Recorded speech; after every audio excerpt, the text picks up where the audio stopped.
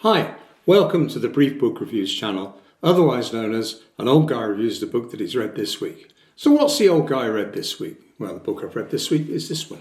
It's called Midnight and Blue by author Ian Rankin. It was published as a hardback here in the United Kingdom on the 10th of October 2024 by Orion. And it's another adventure for Edinburgh's finest detective, John Rebus.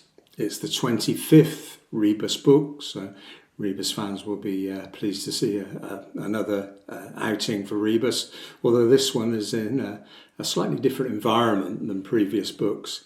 Worth noting that the hardback book, as the first print, has got an embossed cover, and also the inside has got a photographic inside. So for those that like a book in their hands, that one's worth noting. I bought this from Amazon.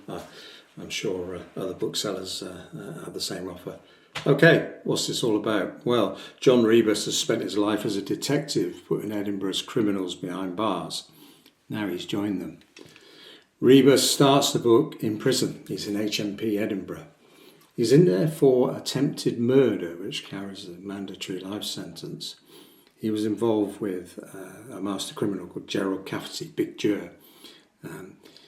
He tried to intimidate him, to frighten him, put a pillow by his mouth. And after that, Cafferty had a heart attack. And it was generally assumed that Cafferty was a really bad guy, and nobody was too sad to see him go because, frankly, he'd had a lot of previous. However, Rebus was charged, and Rebus is in jail.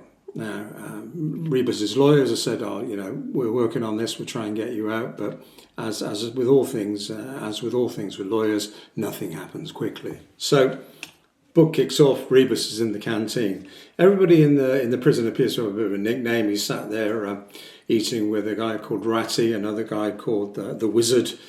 Even the guards have nicknames. One of the guards is called Kyle. They call him Kylie. And one of the other guards moans a lot, all the time, moans about everything. So they call him Michel. Michel moan, keep up with the back.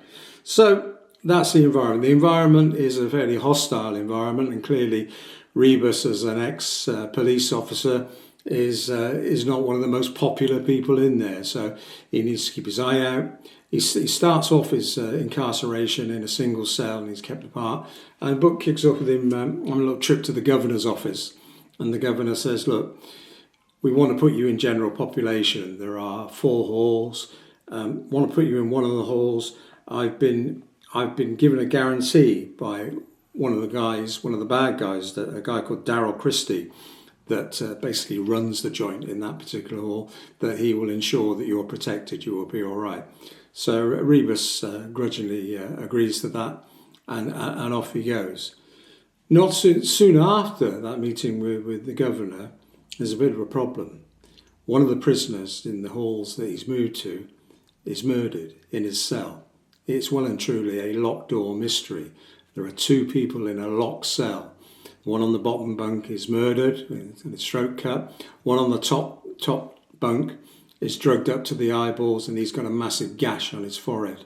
Nobody seems to know what's going on. The immediate suspicion is that one of the prison officers, Novak, the guy that was on that night and had the keys to the cell, must be somehow involved. Rebus thinks, I don't know. Rebus being Rebus can't leave it alone. He's like a dog with a bone. He's trying to solve a murder in a prison full of murderers and with people, some of whom have bad intentions towards him. But, again, another chat with the governor, and governor says, keep an eye out, see what you can find out. So Rebus is trying to solve a murder without his badge, without any authority, and basically needing his wits about him just to keep on working in the prison. He sees some of his former colleagues coming in to investigate the murder, but that's the scene for and as always, these things are more complicated than they initially seem. We have another prisoner that's intent on harming Rebus due to previous encounters with him. We have the guy that's running the particular hall that he's in, Darryl Christie, has got enemies on the outside trying to barge in on Darryl's business. And all this is going on.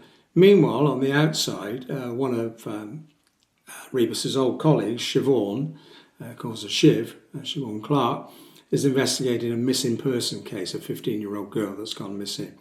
And as the story progresses, we find that there are links potentially between the missing persons case on the outside and Rebus's murder investigation on the inside. So a lot going on. At the top level, I guess it's a police procedural because we see a lot of the work outside the prison where Rebus's former colleagues are having to deal not only with criminals but also the restraints placed on them by their own organisation and by people in their own organisation trying to further their own nests. So there's that bit. And it's almost, if you're a regular reader of a Rebus novel, clearly Rebus always does what he thinks needs doing. It's not necessarily the right thing. And he's very often on the edge. I guess this one, despite the intimidating environment in the prison, is slightly more Agatha Christie, if you will, and it's a standard murder mystery than the normal Rebus books. But nevertheless, it's a well-told tale, and fans of Rebus will enjoy it. I enjoyed it. 328 pages. I think probably that's it for this week's brief book review. I'd give it 7 out of 10. It's a good murder mystery, probably not as edgy as some of the previous Rankin books featuring Rebus, but nevertheless a good read, and Rebus fans will enjoy it. That's it for this week's brief book review. 10/10 to do it again. Thanks for watching. Bye.